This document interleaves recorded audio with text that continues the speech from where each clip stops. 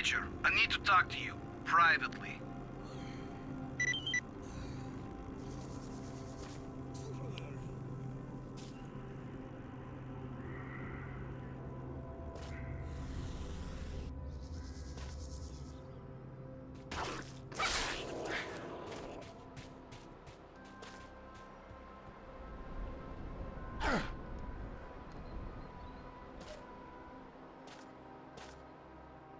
Yup!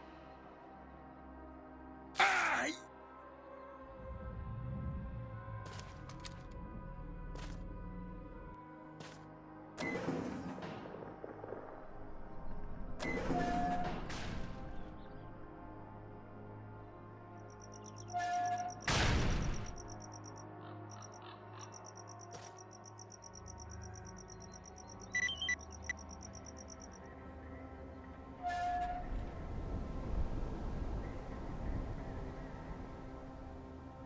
Major, we've got a serious problem. This operation has been getting more ridiculous every minute since the helicopters crashed. The men are dropping like flies. We've got no comms with HQ, and the situation just keeps getting worse. The evacuation choppers didn't show up again. And at this rate, it won't be long before we lose control of the situation completely. We need to establish communications with HQ right now. Our communications expert believes that the signal is being jammed from somewhere close to us. He's working on getting the coordinates as we speak. I sent some of my men to check out a possible source of the interference, but they went missing, and their personal signals aren't registering. Major, one of your objectives is to establish communications with HQ. Given the situation we find ourselves in, this should be your priority from now on. Also, as a personal favor to me, please find my boys.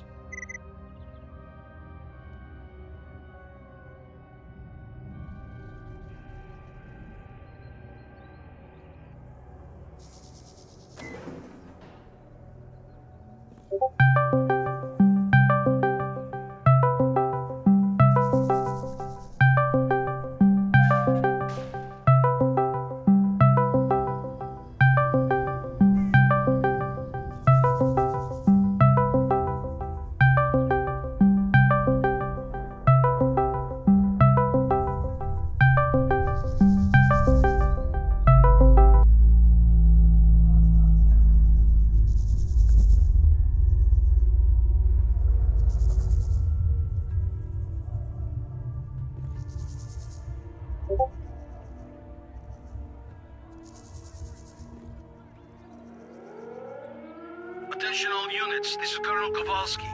According to our readings, an emission is approaching. Take cover immediately.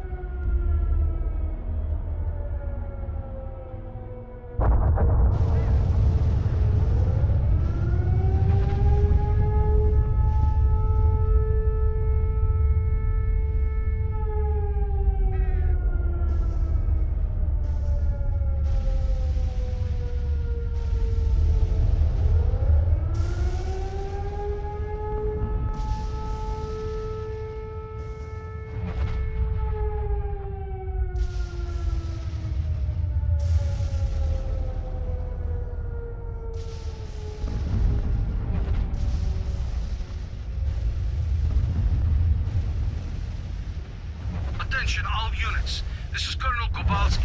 An emission is starting. I repeat, an emission is starting. Take cover immediately.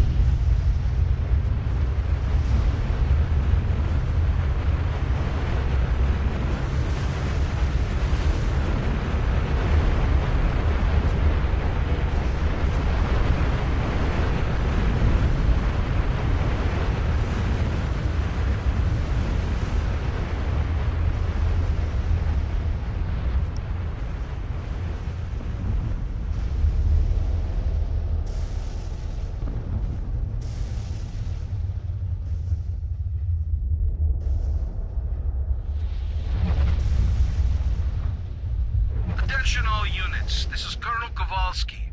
The emission is over.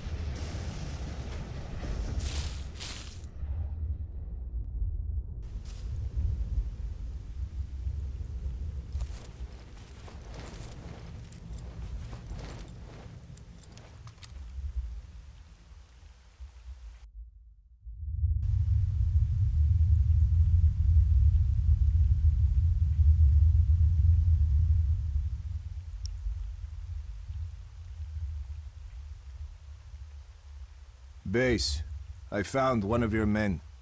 It looks like he blew himself up with a grenade. There are no signs of a firefight or any other evidence of him being attacked. Kowalski here. Roger that, Major. Hey, I got good news. We finally acquired the exact coordinates of the source of interference. The signal is coming from the kindergarten building.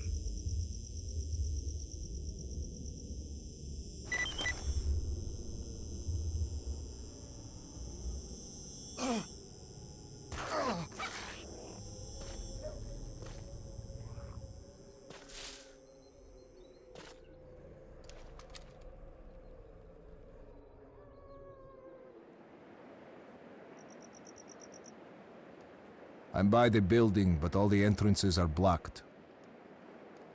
The squad sent to look for the source of interference had explosives. Use them to clear the entrance.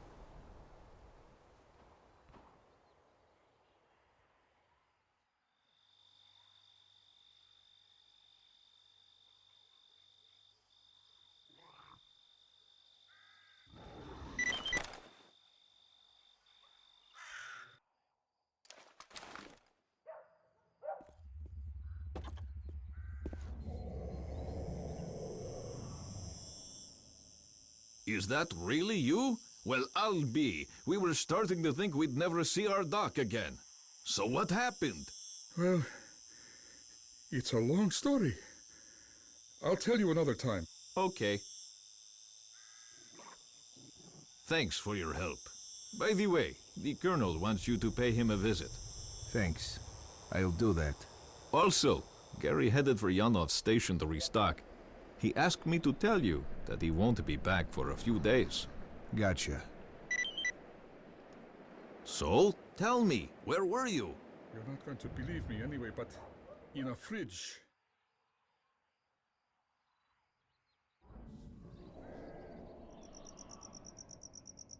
I spoke to the HQ commander and reported the situation to him along with all the information that's been collected. There won't be any helicopter support for a while. He suggested that we fortify our position and await further orders.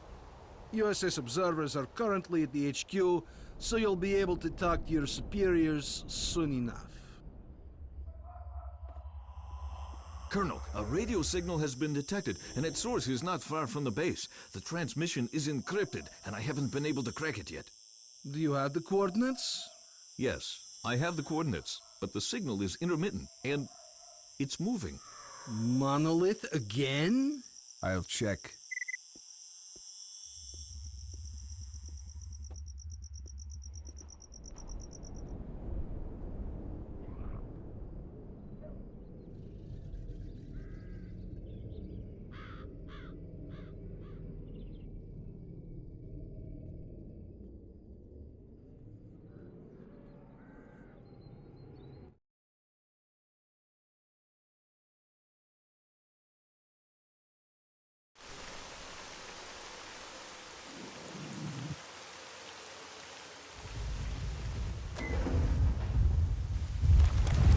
Yup!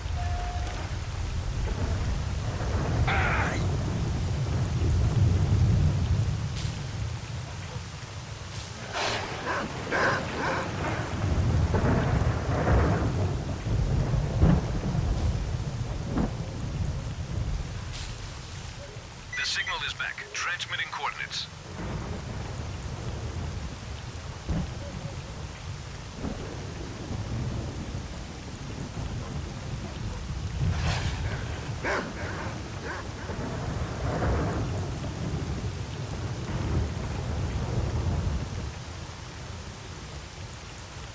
The signal is gone.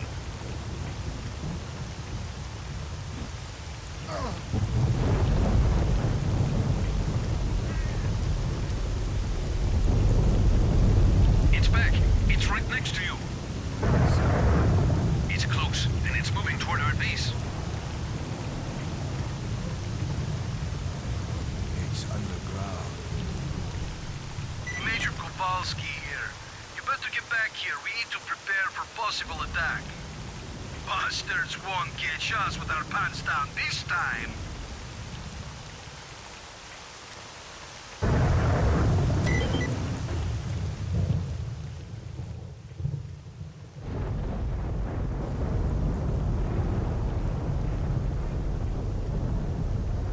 Don't shoot. I'm headed to the main entrance. Who are you?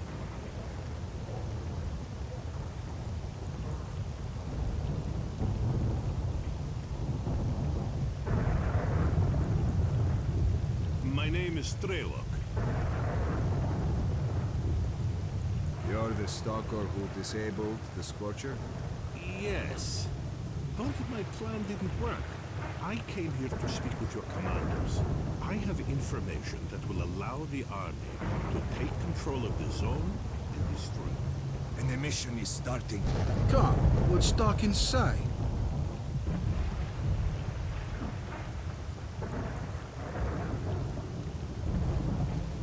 We've got a problem. Our choppers are crashing for reasons that we've not understood yet. Until we work it out, there won't be any helicopter support. The only way to get to the borders of the zone is on foot. The reasons are obvious. There are many anomalies in the air, especially in the center of the zone. We had a map with the safe air corridor between anomalies, and the helicopters had emission protection systems. That's odd. You're telling me you haven't noticed that anomalies move around after an emission. Some disappear, and new ones show up in different places, which makes your map of anomalies effectively useless. So that's what it is. What? Emissions don't just follow one another. If you can scan the area and identify all the anomalies, the choppers will be able to collect us safely, provided they're dispatched right after an emission. We must inform the HQ of this as soon as possible. Contact my commanders right after the emission. Lieutenant, get him on the line as soon as you can.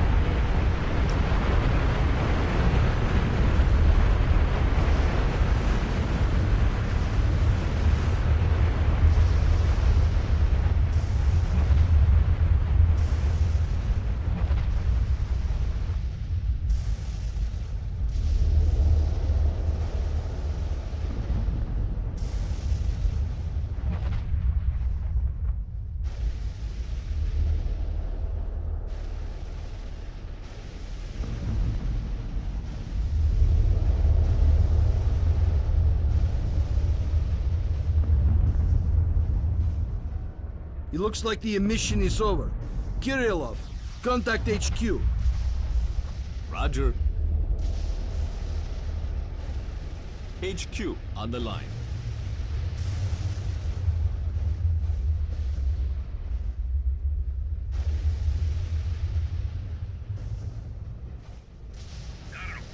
Why did comms go down? Because of the emission, it's impossible to establish comms during one. Okay. Alright, listen up. Operation Fairway is being taken over by the USS. Is Major Jitter there? Yes. Okay. He's in command from now on. Tell him to stay put and be contacted by his superior shortly. Roger.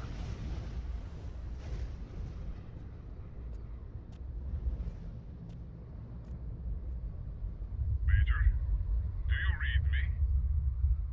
Major Degtyarev here. I read you. Good. As of this moment, you are responsible for completing Operation Fairway. Kowalski and the Stingray Squad will assist you. Report. I've managed to acquire documents about experiments carried out in the zone. Furthermore, we've been contacted by a stalker who's been in the CNPP. His name is Strelok, and he's offered us his cooperation. Roger. Accept his offer. You know what caused our helicopters to crash?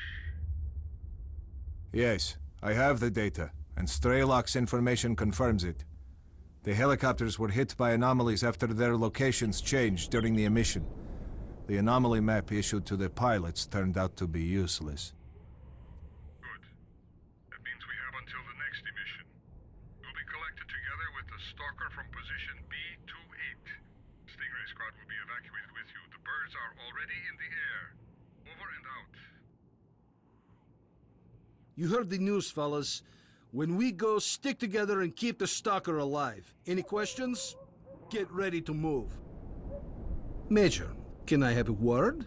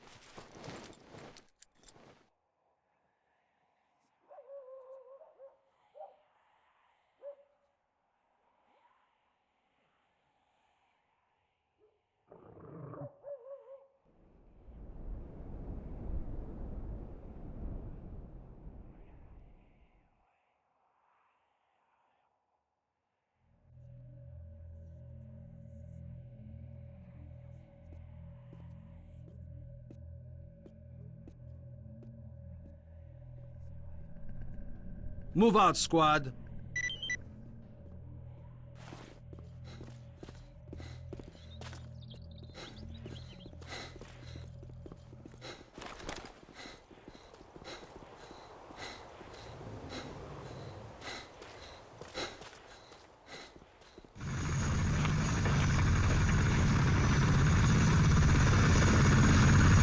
Would you look at that? The sons of bitches actually made it. You were right, Strelok. Zombies? Right along the building. Go back.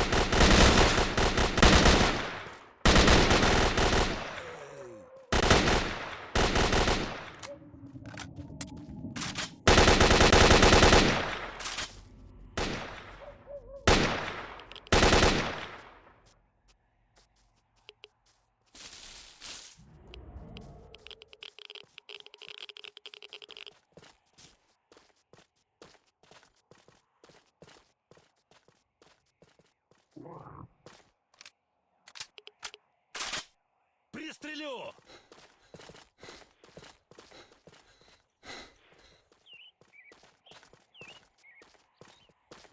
Никуда ты от нас не денешься. There's about a dozen zombies in the building. Move to the left and cover it.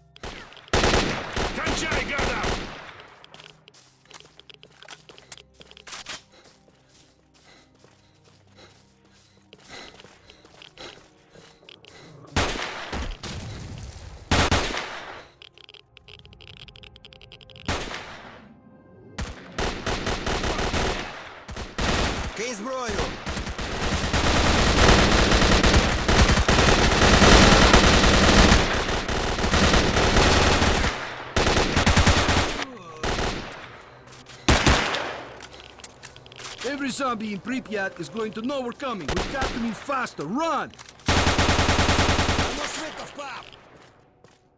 More zombies up ahead.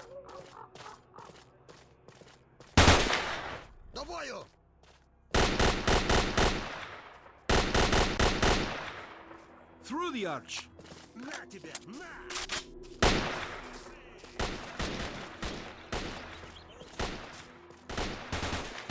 Stingray, where are you?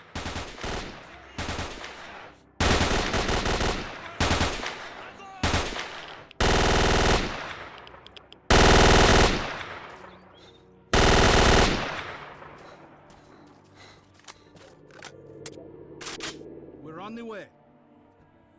Our orders are to take off if we come under attack, so hurry the hell up! Roger that. We'll leave soon. Stay alert and follow orders. We're real close to the evacuation point. Let's move!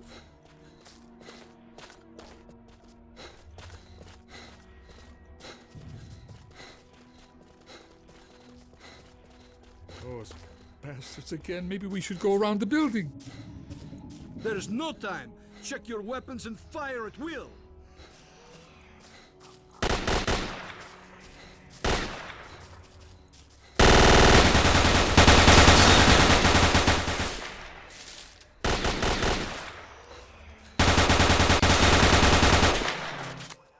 Fire at will. Go!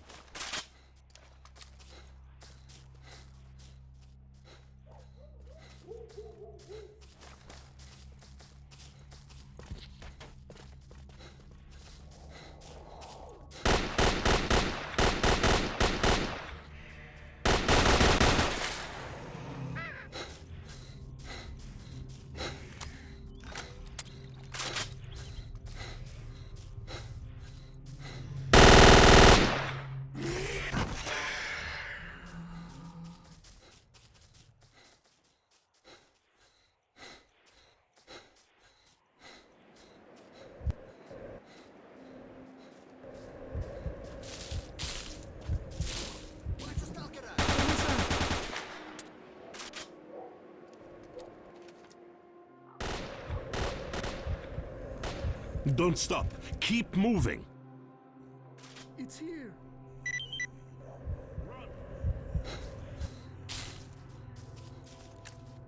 Huh? Okay, run.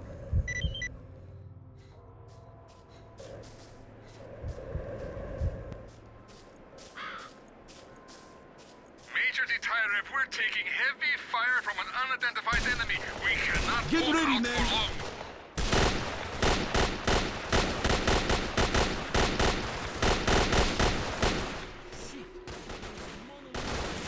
Fire at will and keep moving toward the choppers. Come on, boys. One last push.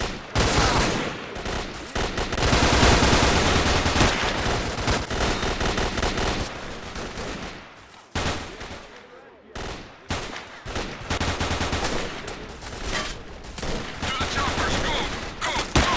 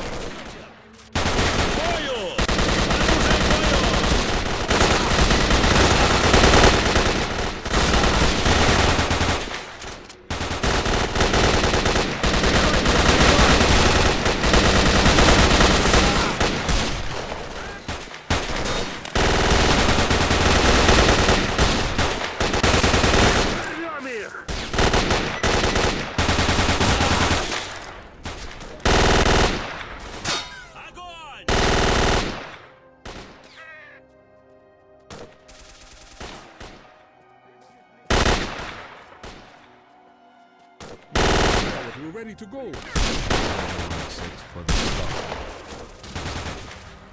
Prepare for that. Roger that. Quick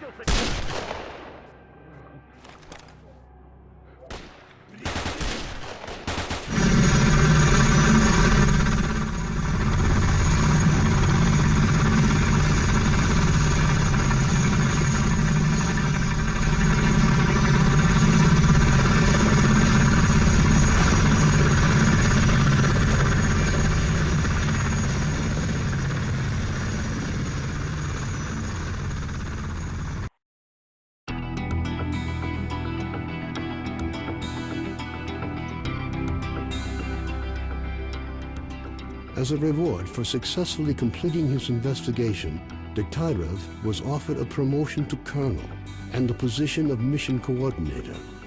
He declined the opportunity to work at the HQ and submitted a personal request to be sent to the zone as the USS Permanent Observer. The information about the development of psi devices obtained by Degtyarev alerted USS commanders.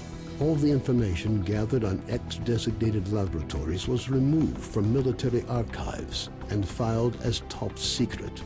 All personnel working in the zone were ordered to prevent the disclosure of information about the laboratories at any cost. Several experimental samples were made on the basis of technical documents for Item 62. Following a set of test trials, it was decided not to go ahead with large-scale deployment of the weapon due to the high cost of ammunition. Nonetheless, it would be reasonable to assume that further development of the Gauss rifle is ongoing.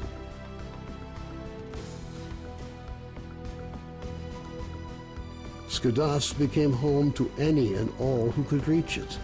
Fierce stalker resistance did not stop the bandits from making regular and ultimately unsuccessful attempts to establish their so-called order on the ship. Despite this ongoing struggle, the Skadovsk carried on its unique brand of life.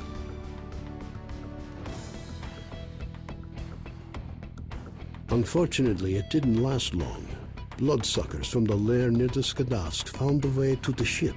When bloodsucker attacks began to occur, even in broad daylight, it was decided to mount an assault on the lair. Unfortunately, the hunters failed to advance deep into the tunnels, and soon afterwards, a wave of bloodsuckers annihilated all the ship's residents in one fell swoop.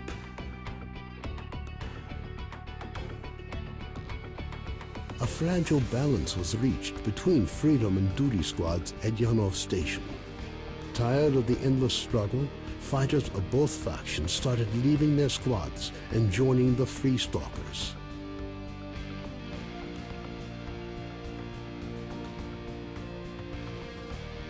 Professors Herman and Ozersky were forced to cut short their scientific research in the zone due to a lack of data. On returning to the outside world, the two scientists proceeded to engage in unrelated work. Gary's stories about the Army's fate scared stalkers away from Pripyat. The few who dared to venture into the city ran into inexplicable phenomena, which added further dark strokes to an already gloomy picture of the dead city. The area around Yanov Station gained a reputation for being one of the most dangerous places in the zone. Fewer and fewer stalkers make it back from raids, many dying at the hands of mutants within view of the camp. One of those missing is Trapper, who set out to track down a chimera on what appears to have been his last hunt. Rumors of Zulu's fate reached the leader of duty, General Voronin. Counter to most expectations, Voronin decided to posthumously award Zulu with the Silver Shield, duty's highest decoration. Vano headed off to the freedom-controlled military warehouses, where his cheerful personality and optimism quickly earned him the popularity they merited. Ultimately, he took charge of a small group of researchers involved in investigating anomalous areas. Senior Lieutenant Sokolov continued to take part in flying missions over the zone. During one such recon flight over Limansk, his aircraft was shot down by mercenaries. 2 weeks later, he was picked up by a patrol near the cordon. Within a month of his rescue, Sokolov had left the Air Force, joining a civil airline instead.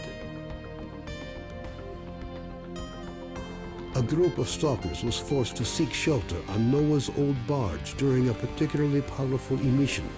When the barge was attacked by a horde of snorks afterwards, stalkers were forced to concede that the barge was as good a defense against mutants as anything they'd seen. Even more astonishing was a litter of pseudo-dog puppies that Noah himself led into battle against the snorks. Having overcome his alcoholism, Cardin left the Skadovsk. Stalkers said he went to look for his missing friends. Several days later, he returned, suffering from wounds and radiation poisoning. As soon as his wounds healed, he left the zone for the second and final time.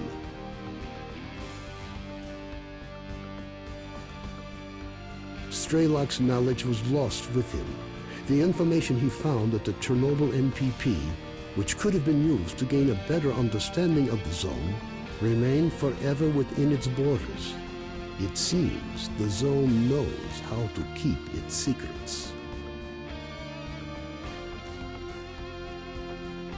Colonel Kowalski, commander of the Stingray Group, found his resting place not far from the majority of his squad. Their bodies were taken in by the zone, with nothing but old faded photographs left to remind the country of their sacrifice.